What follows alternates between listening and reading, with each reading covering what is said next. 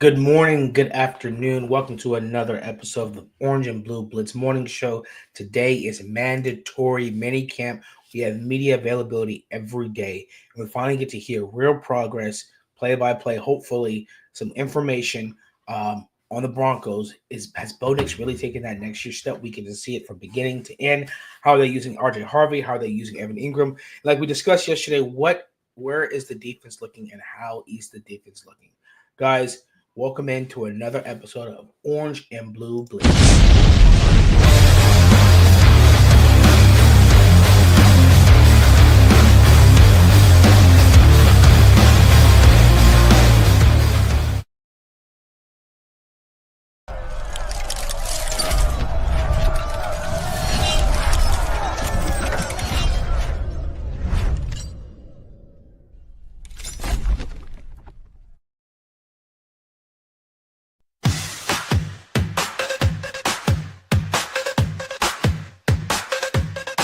Tune in, now it's time to sit. Orange and blue, we never quit. Broncos pride is lit legit. Every week we're bringing grit. Orange and blue, we bring the heat. Podcast grind, it can't be beat. Every play, every stop we meet. Blitz so hard, it's on repeat. My high dreams, we elevate. Break it down, we narrate. From the field to the fan debate. Broncos Country, we dominate. We got the passion, we got the drive. Orange and blue keeps us alive. Every tackle, every stride. It's the Blitz where legends thrive.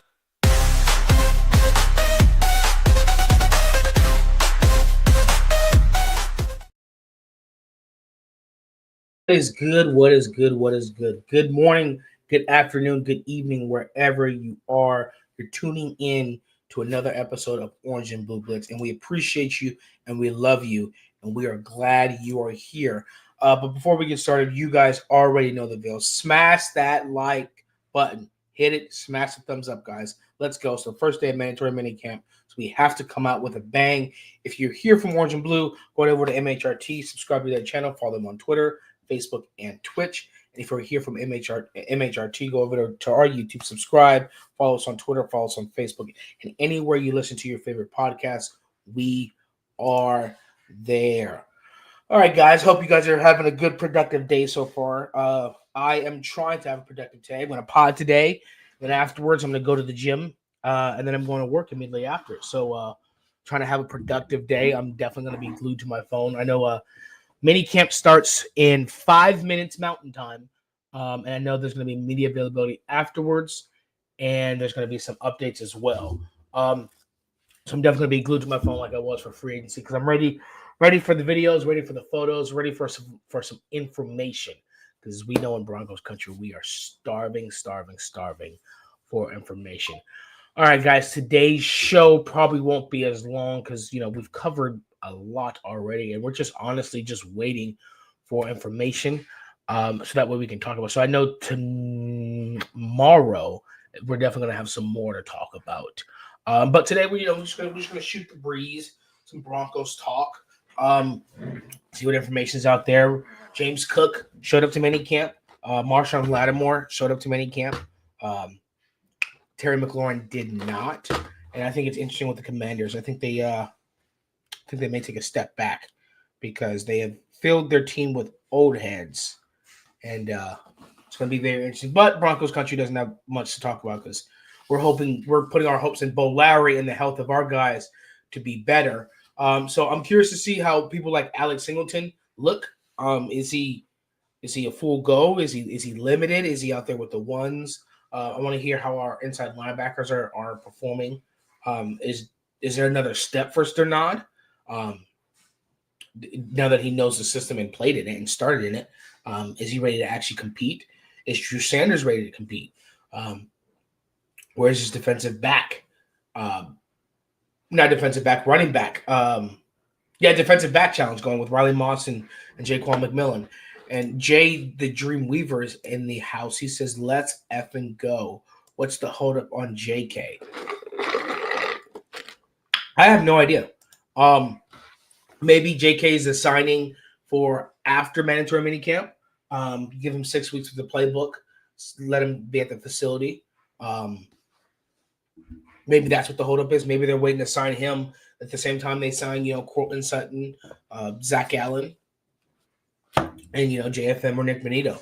So maybe they're waiting to make those signs then. Are we, is Jermaine Pratt going to come in for a visit as well?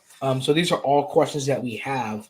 Um, I'm not sure if the media is going to ask anymore. So now we're just going to play the waiting game. But if there will be any signings or any extensions, I think it's definitely going to be after mandatory minicamp. Definitely after mandatory minicamp. So guys, as you see the title today, it is Minicamp Madness. And before we get to that, guys, I'm going to need you guys to hit that notification bell because all the shows. For example, tonight, because today is Tuesday, we have our flagship Nothing Rhymes with Orange and Blue podcast tonight at 7 p.m. Mountain Time. And as you guys see, we have all these other shows and the schedules on there. So tomorrow at 6 p.m., we have Broncos Talk. Friday, we have Viva Los Broncos. And then we have our breaking news show. And then every day, Monday through Friday at 11 a.m. Mountain Time, we have the Orange and Blue Blitz show.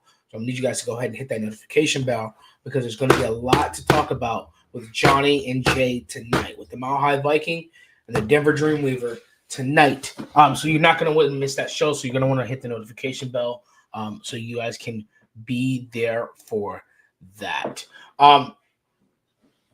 So guys, mandatory mini camp. This is the title says Mini Camp Madness. So everybody's releasing videos, everybody's talking, everybody's excited.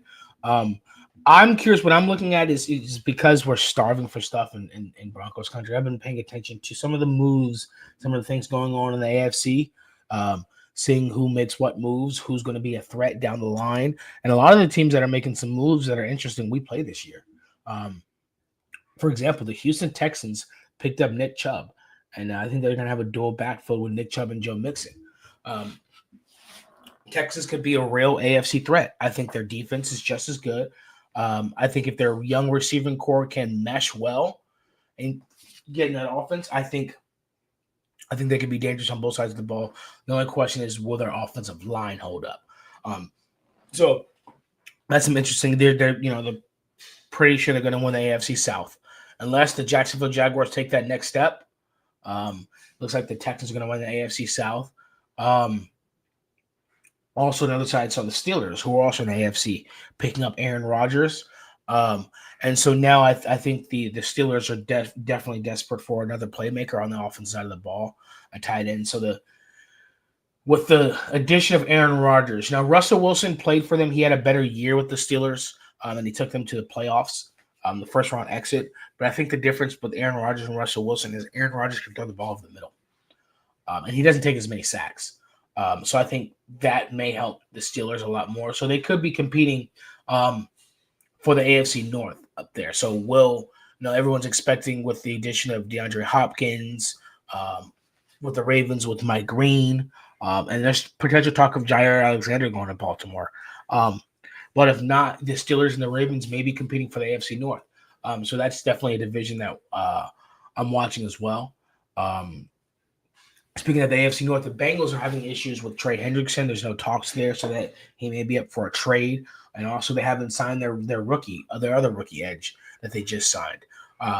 So look, we play them week 4 or 5. So it's looking like the Bengals may be another situation where they put up 50 points but lose but the other team puts up 53. And so that's interesting to watch because if Trey Hendrickson is willing to sit out games or he gets traded, he may not be there for the Bengals. So they got rid of their top 10 tackles linebacker.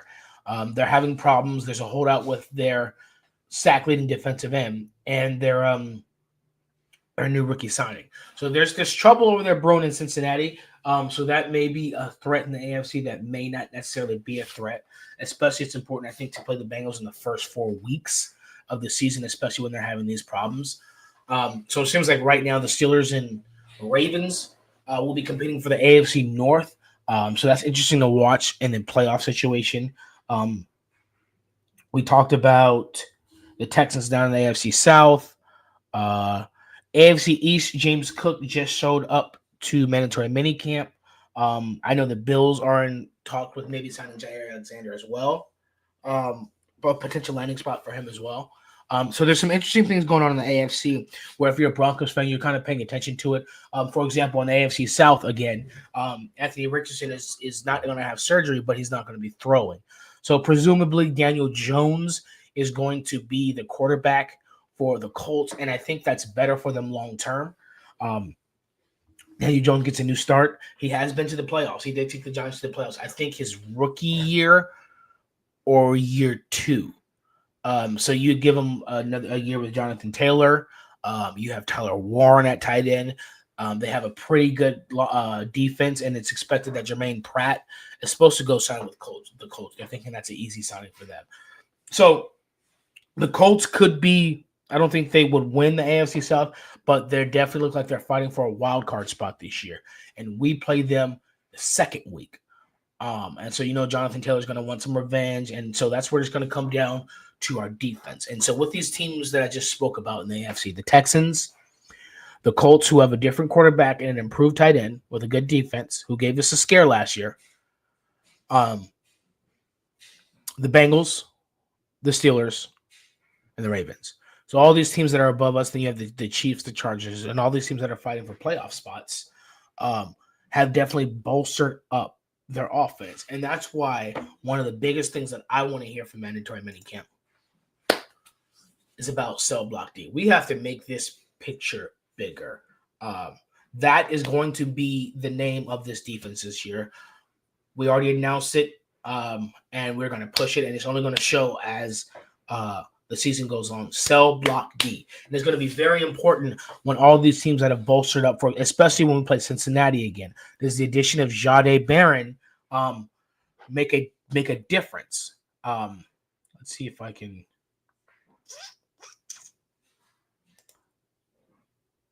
No, that one is just as bad.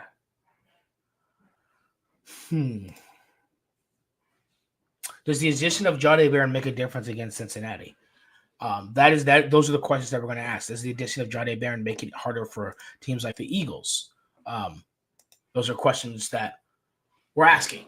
Those are questions that we're going to want the answer to. Does the addition of Jahdae Barron help against the Chargers with Ladd McConkey and PS2? These are questions that we're looking for answers for, that we're going to want to hear. Shai says, are you excited for the Broncos season? I really, really am. And I'm excited I'm not excited for this 6-week desert, but I'm excited for the progression. For like this week, after only hearing OTAs once a week, I'm excited to hear about mandatory minicamp every day.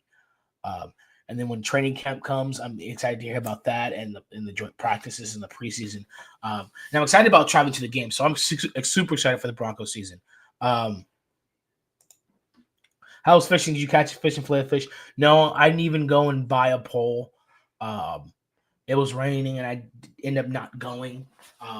So I would say I'm going to go this week, but I work and I try not to go and do too much before I have to work. So I'm probably going to have to wait for the weekend. So no, I didn't go. I'm sad I didn't go. Paul Schaefer comes in and says, smash the like button. Smash it. Smash it. So, yeah, I'm wondering if cell block D, with this defense that steps up, how are they catching on? And one thing that Garrett Bowles, he mentioned RJ Harvey, I think it was yesterday in an interview, and he said he's picked up the playbook very quickly. And you can see his speed out there. And I like the fact that there seems to be a pattern of drafting guys that can learn the playbook well. Bo Nix, RJ Harvey. And if RJ Harvey's learning the playbook quickly, the quicker he learns the playbook, the quicker he can become better at pass protecting. Because if you know the playbook and you know the scheme, then you know the calls. If you know the calls, then you know the shifts and the protection schemes. And so it's easier if you know the playbook. It's easier to step up in the right gap and be a better pass protector. So that's going to be interesting to see. I want to hear more about Tyler Bidet. I think that little nugget snuck in there about pass pro. Is that maybe, was Jay asked what was the holdup on JK? Maybe Tyler Bidet showing up as a pretty good pass protector. Maybe that slowed things down a little bit. Maybe like, hold on, maybe we don't have to move so quickly. Maybe our running back room could be Harvey, Bidet, Estime. Maybe it's Dobbins, Harvey, and Bidet. Um, but who knows? Who knows? If the coaches and the in management thinks that Dobbins is a good addition to the Broncos, going to help us win, then I like it. My only thing is I'm apprehensive about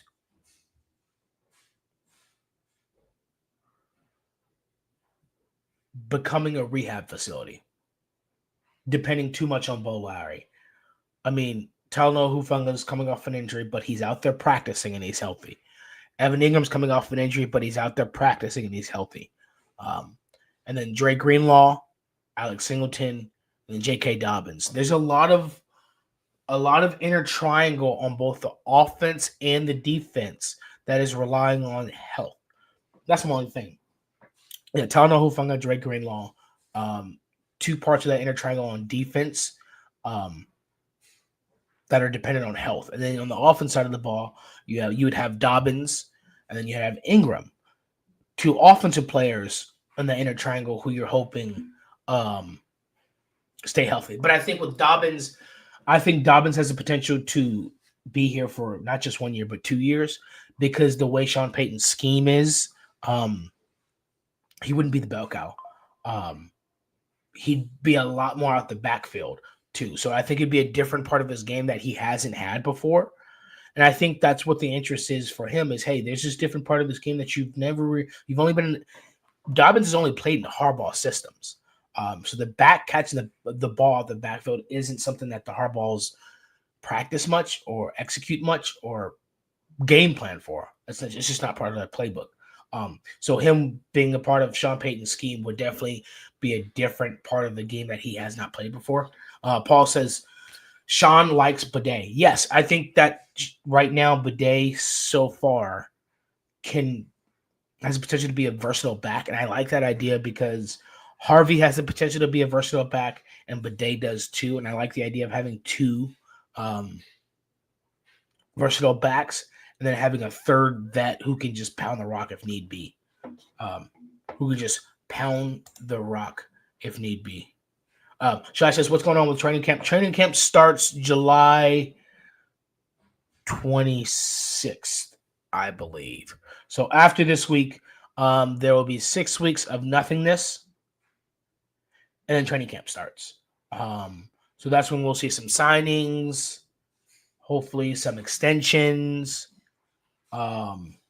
maybe some trades, maybe some cuts. So we'll just have to see. But that's training camp starts July 26th. Isn't Bidet a bit bigger at 5'9"? I think. Let us check. That is an excellent question. Unfortunately, today's like today, we have plenty of time to just check stuff. There's not much news out there. Mini camp started 10 minutes ago.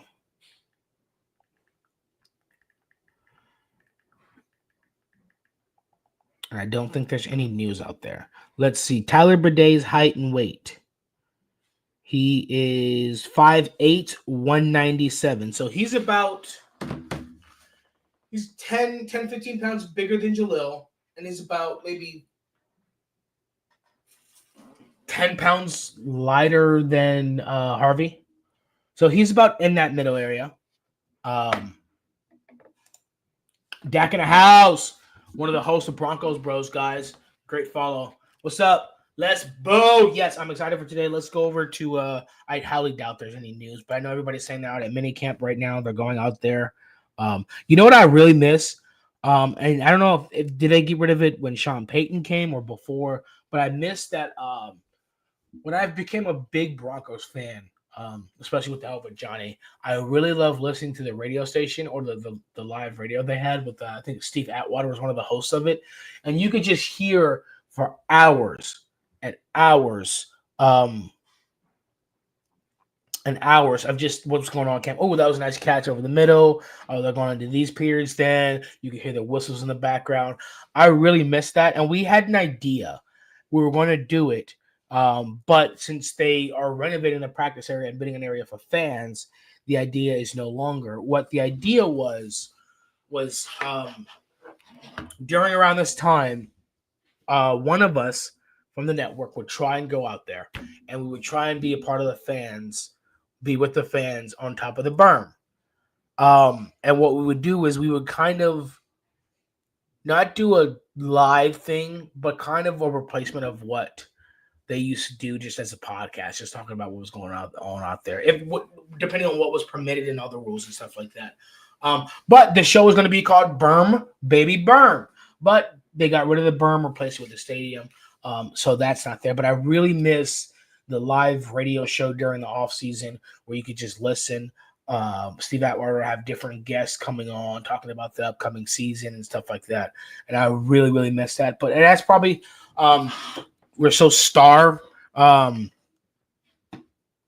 Broncos attention because, and I was thinking the other day, was the Saints like that as well? What's up, D-Rock? D-Rock in the house. Was it like that with the Saints as well, or is it just like this with Sean Payton as he continues to build the winning culture and his image? And then will he release up and allow media availability with more OTAs, or is this is how he's always been? So that's just a question I had, something I was pondering and thinking about a while ago. So because we're so starved for so much attention and so much media and what's going on, especially with Bo Nix. Shai says, how can you go to the training camp to see the Broncos? If I remember correctly, I think because they're rebuilding, they're not going to have as many people as they normally have. So the last number I heard was 800 to 900 people. That number may increase. That number may decrease. But last I heard, it was 800 to 900 people. And I think you have to, the tickets are free, I think, or they may be for purchase, but it's basically first come, first serve. But they usually announce it when they're gonna release them. So that's how you get it. You have to be able to first come, first serve, be able to get a ticket, which sounds fun. It sounds like a lot of fun. It sounds like something the goal of the Orange and Blue Network that we're gonna try and do is definitely go to one of the training camps. So I'm scrolling through Twitter here, seeing what we got. No news, nothing. Like I said, it just started. We don't really have live updates and live postings. It usually comes all at the end, and then the timeline is just flooded with it, and we're just going to have that all week. Build, baby, build, since our facilities are under construction. Yeah, I wish they still kept a part of the berm just for the name of it, but they're not, so we're gonna have to come up with a new name after we see the facility and stuff like that, and just let the creative juices flow. But that was an excellent name. That was one of the best names I ever came up with, and I'm really sad that I'm not able to use it. But that's okay. Whatever happens, happens. Whatever happens, happens. So, guys, who are you? What's a player? One player that I'm definitely looking forward to hearing more about, and I think we haven't heard much about him.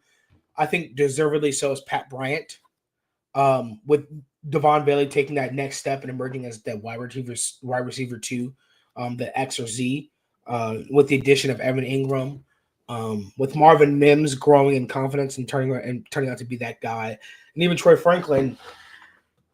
It's kind of hard for Pat Bryant to make a name for himself for getting there because the year 2 guys are stepping up and the year 3 guys are stepping up, and I think that's good. But I want to hear more of. I think there's going to be some more attention paid to it, and we'll be able to see, hey, how's he performing with the 2s?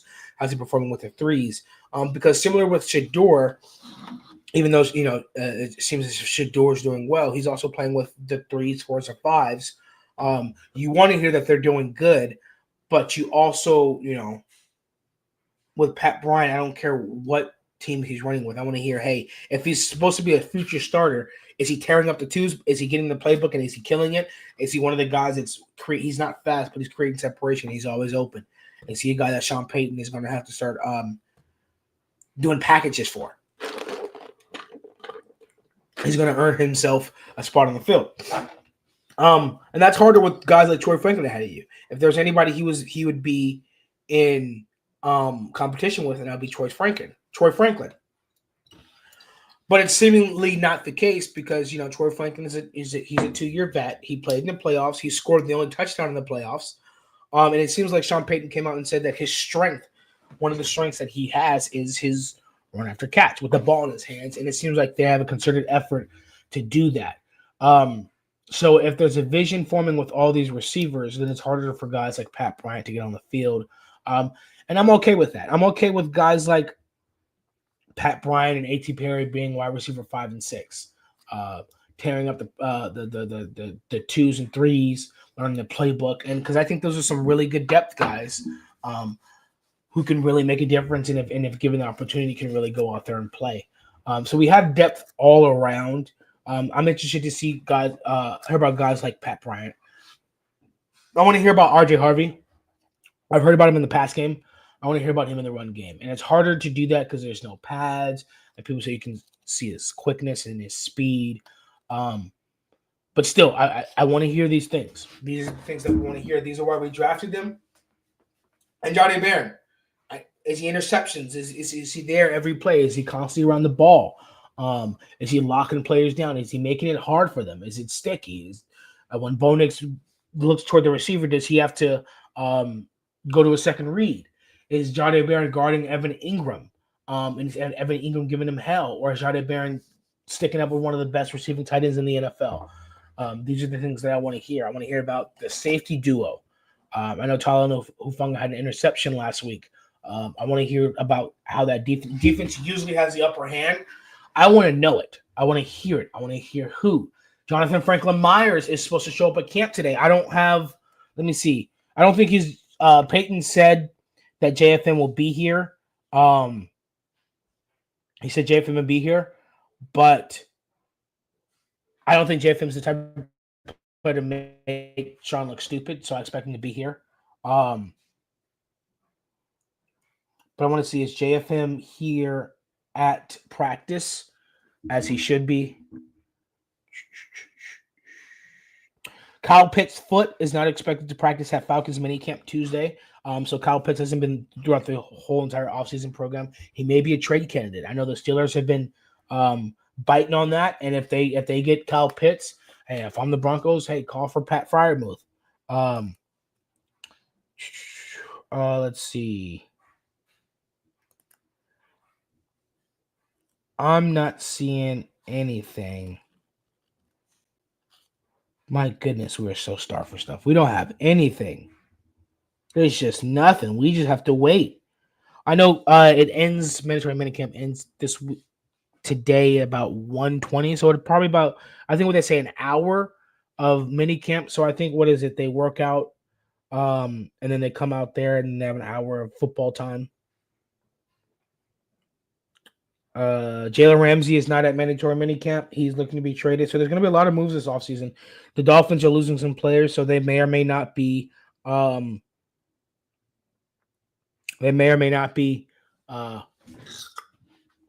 playoff contenders or threats in the AFC.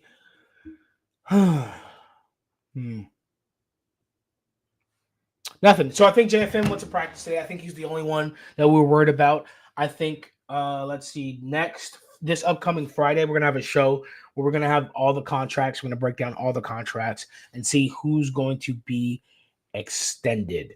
And what we're actually going to break down the numbers, what we're going to guess. I think after a while, after you've watched your team, you watch your GM work, you begin to understand the contracts, how they move, how they operate, and you're pretty good at guessing them. Like the number I've seen for J.K. Dobbins would be 2 years, $8 million, maybe $5 million cash bonus. Put the dead cap, the cap toward next year and stuff like that. So you get pretty good at them. So we're going to go ahead and do a show that Friday because after mandatory minicamp comes, I believe there's going to be some signings.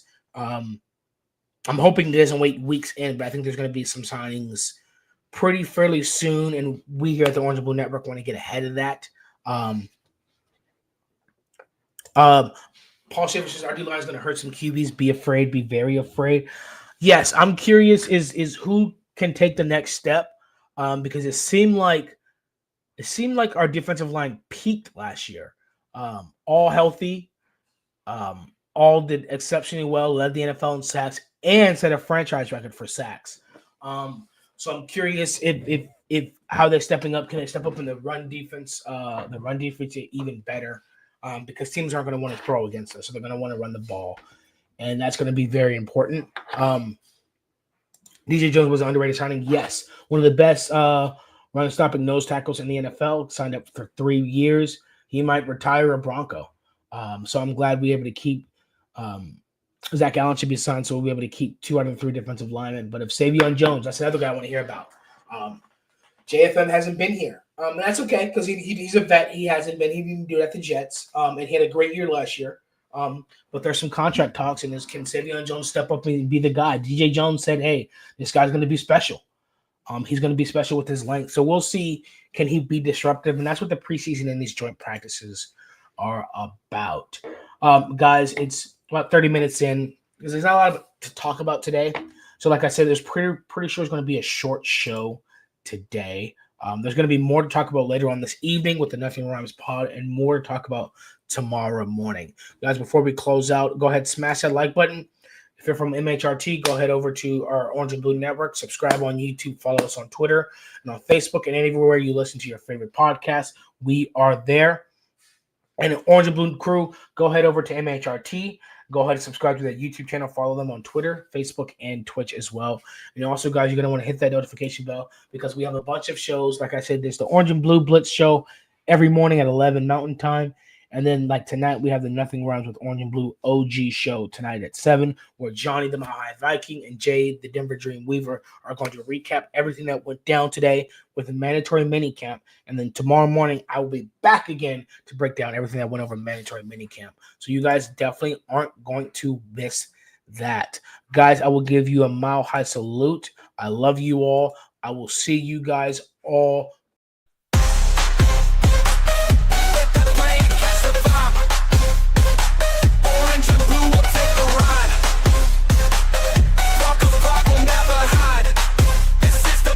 we confide.